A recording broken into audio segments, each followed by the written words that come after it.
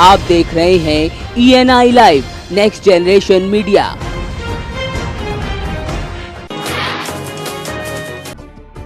UP के deputy CM Keshav Prasad Maurya ने सरकारी स्कूल के बच्चों को अभी तक स्वेटर न बांटे जाने के पूर्व सीएम अखिलेश यादव के सवाल पर बड़ा बयान देते हुए चुटकी ली है। डिप्टी सीएम ने कहा कि अखिलेश के बच्चों को स्वेटर भेज दिया गया है, बाकी बचे गरीब और असहाय माँ बाप के बच्चों को जल्द से जल्द स्वेटर मुहैया करा दिया जाएगा। राज्यसभा में 3 तलाक का बिल पेश होने के बाद विपक्ष के विरोध पर डिप्टी सीएम ने कहा कि 3 तलाक एक अभिशाप से बढ़कर और कुछ नहीं है, विपक्ष को ये बात समझनी चाहिए।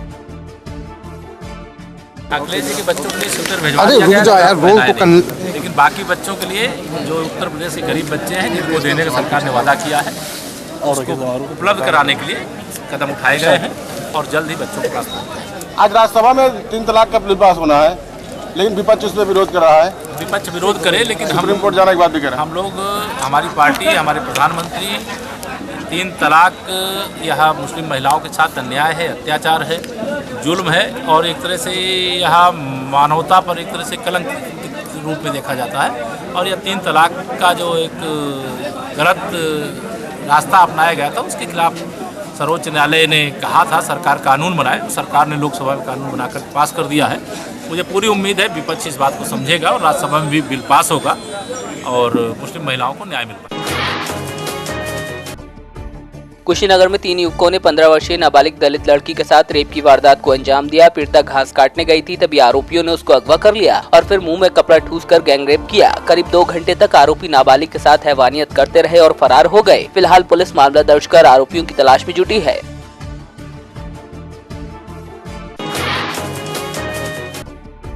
फतेहपुर जिले की सदर कोतवाली क्षेत्र के अंदौली गांव में शौच के लिए गई नाबालिग के साथ गांव के ही एक युवक ने दुष्कर्म की वारदात को अंजाम दिया। पीड़ित किशोरी ने घर पहुंचकर आपबीती बताई, जिसके बाद उसे महिला जिला अस्पताल में भर्ती कराया गया। फिलहाल परिजनों की तहरीर के आधार पर मुकदमा दर्ज कर पुलिस आरोपी की तलाश कर रही है।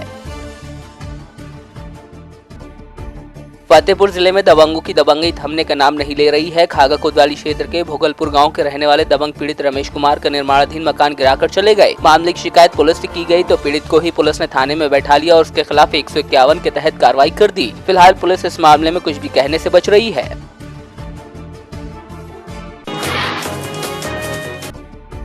फैजाबाद में कैंट पुलिस ने बाइक चोर गैंग का खुलासा किया है। चेकिंग के दौरान पुलिस ने गिरोह के 2 सदस्यों को दबोच लिया। पूछताछ में आरोपियों ने बाइक चोरी की बात कबूली। फिलहाल पुलिस गैंग के सरगना की तलाश कर रही है।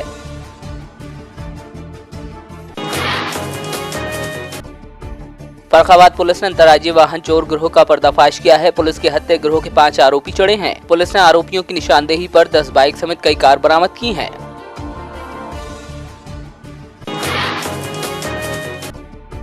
बांदा में प्रधान पर मनमानी और धांधली का आरोप लगाते हुए सैकड़ों महिला और पुरुष ग्रामीणों ने कलेक्ट्रेट में प्रदर्शन किया। साथ ही अपर जिलाधिकारी को शिकायती पत्र सौंपा। नारायणी क्षेत्र के बछेड़ा गांव से आए सैकड़ों ग्रामीणों ने ग्राम प्रधान पर आरोप लगाया है कि मनरेगा में काम करने के बावजूद प्रधान मजदूरी का भुगतान नहीं कर रहा।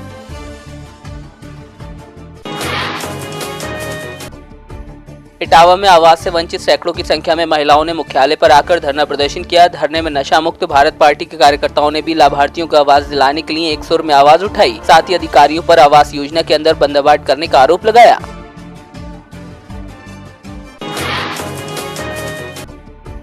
जौनपुर के सिगरामो में अंग्रेजी और देसी शराब की दुकान पर एसडीएम ने छापेमारी की। दुकान पर तय कीमत से ज्यादा पैसे वसूलने की शिकायत मिलने पर कार्रवाई को अंजाम दिया गया था। इस दौरान एसडीएम को दुकान का रिकॉर्ड भी व्यवस्थित नहीं मिला। फिलहाल आगे की कार्रवाई की जा रही है।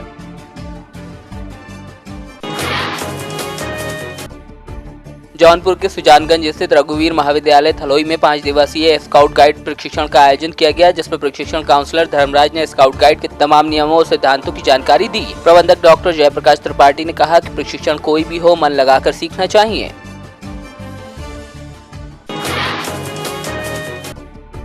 5 दिसंबर को 10वें गुरु श्री गुरु गोविंद सिंह जी का प्रकाश पर्व बड़ी ही श्रद्धा और उल्लास के साथ मनाया जाएगा। वहीं मोगा में भी इस मौके पर पंज प्यारों की अगुवाई में नगर कीर्तन का आयोजन किया गया, जिसमें धार्मिक और सामाजिक संस्थाओं के नेताओं ने हिस्सा लिया। नगर कीर्तन मोगा के अलग अलग बाजारों और गलियों से होकर निकला। नगर कीर्तन में स्कूली बच्चों ने भी हिस्सा लिया।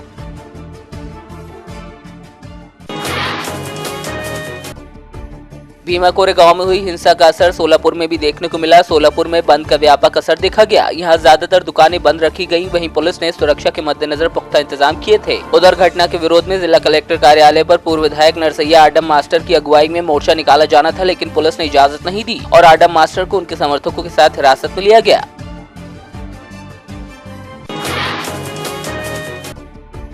बिलाईगढ़ की नगर पंचायत भटगांव स्थित धान उपार्जन केंद्र में धान बेचने आ रहे किसानों को कई तरह की दिक्कतें पेश आ रही हैं। यहां मजदूरों ने पिछले कई महीनों से मजदूरी नहीं मिलने पर धान उपार्जन केंद्र पर ताला जड़ दिया। साथ ही धान बेचने आए किसानों को उपार्जन केंद्र के अंदर नहीं जाने दिया। किसान 3 बजे से ही लाइन में खड़े थे। बावजूद इसके समिति प्रबंधक के द्वारा किसी प्रकार की वैकल्पिक व्यवस्था नहीं की गई थी। वहीं अधिकारी भी इस पर कुछ भी कहने से बचते नजर आए।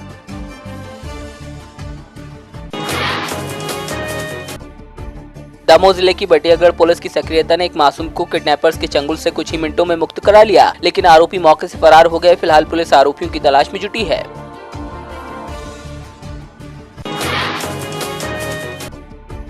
एकात्म यात्रा के दमोह पहुंचने पर प्रशासनिक अधिकारियों ने यात्रा का स्वागत किया। इस मौके पर विधायक लखन पटेल समेत तमाम अधिकारी और गणमान्य लोग मौजूद रहे। साथ ही बड़ी संख्या में नागरिकों ने हिस्सा लिया।